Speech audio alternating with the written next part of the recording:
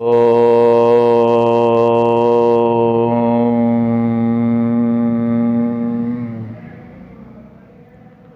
आज का विषय है ईश्वर विषय।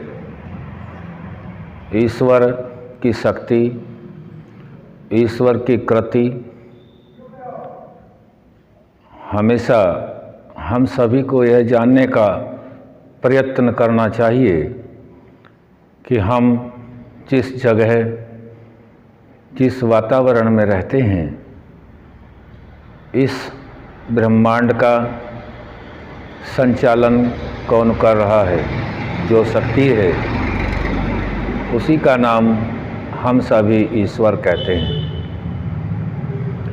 ईश्वर की अनेक कृतियाँ हैं जो हम सभी रोज देखते हैं।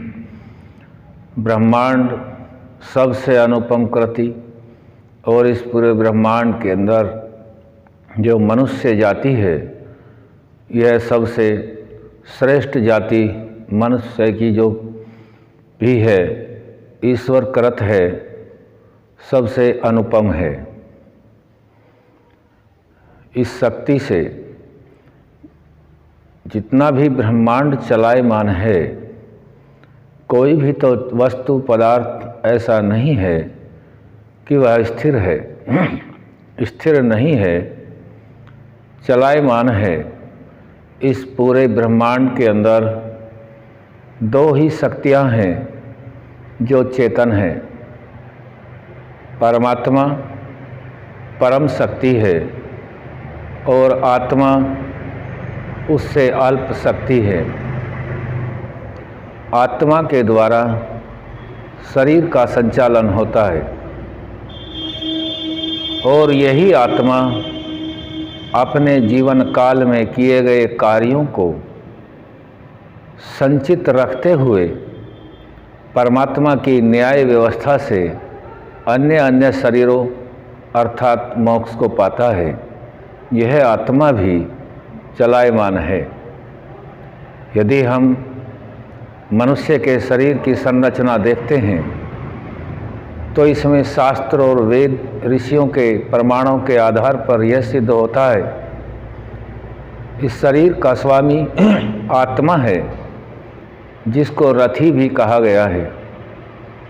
इस शरीर का नाम रथ है और इसको चलाने वाला आत्मा रथी है। इस शरीर के अंदर बहुत ही सुंदर अद्भुत रचना की गई है। आत्मा किसी भी कार्य में लिप्त नहीं है, लेकिन यह आत्मा इस शरीर से किए गए जितने भी कार्य हैं, उनको संचित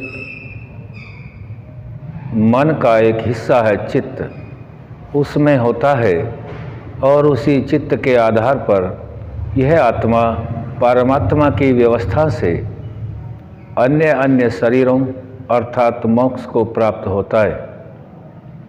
इस बात का ज्ञान मनुष्य स्वयं नहीं रखता। मनुष्य एक ऐसी जाति है जिसको ज्ञान प्राप्त करना होता है। ज्ञान के विषय में हम पहले भी चर्चा कर चुके हैं। ज्ञान का विषय ऐसा है, किसी के भी पास अपना ज्ञान नहीं है। यदि हम इस विषय को लेकर के थोड़ी सी चर्चा करें, मेरे पास जो ज्ञान है, क्या वह मेरा स्वयं का है? उत्तर आएगा कि मेरा स्वयं का नहीं है, नाम मात्र का ज्ञान मेरा स्वयं का है।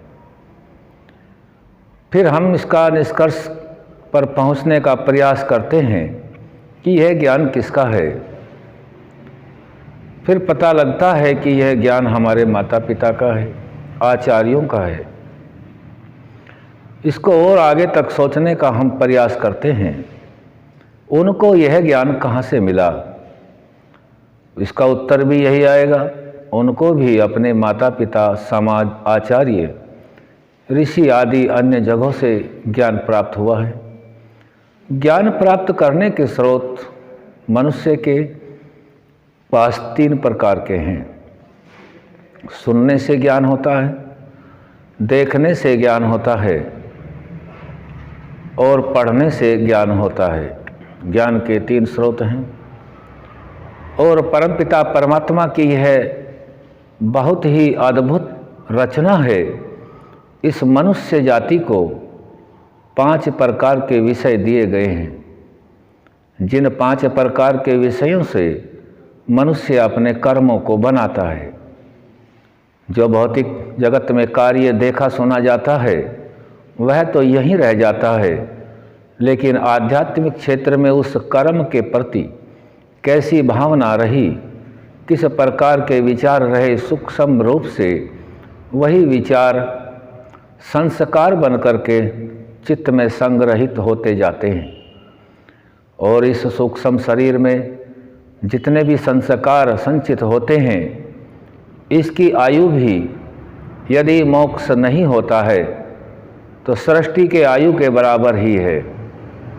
आत्मा जैसे अजर अमर अविनाशी हम सभी जानते हैं, ठीक उसी प्रकार से सूक्ष्म शरीर जो होता है स्थूल शरीर से यह अलग होता है।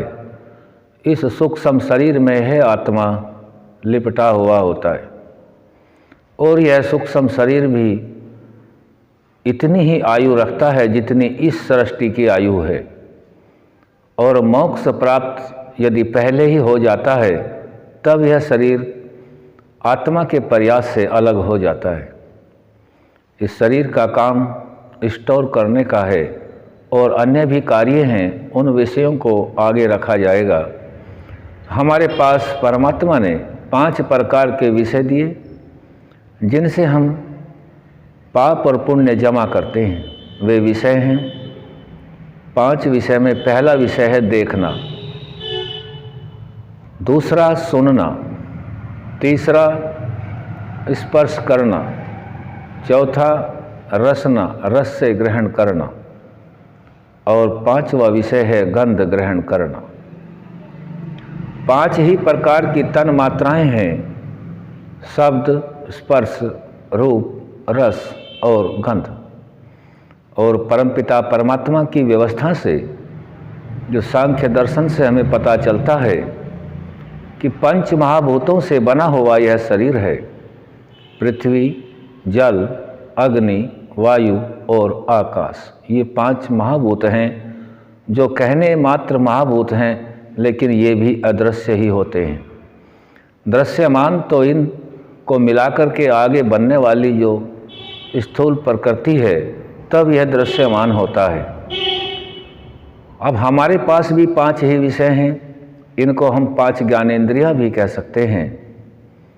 आँख, नाक, कान, जीभ और त्वचा, इन 5 से ही ज्ञान ग्रहण करता है।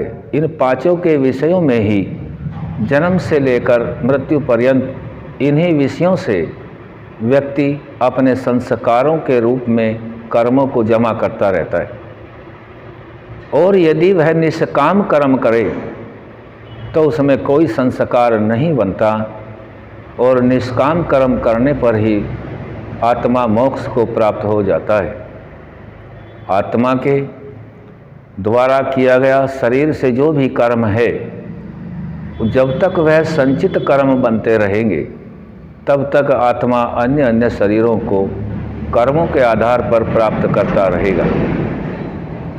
और जब वह निष्काम कर्म करने लगेगा तब वह इस जो प्रकृति है, भोग रूपी है, इस भोग रूपी प्रकृति में आत्मा नहीं फंसेगा। यह हमें इस बात का परिज्ञान परमात्मा की वाणी वेद से ही हो सकता है, अन्य और कोई रास्ता इस ज्ञान का नहीं है।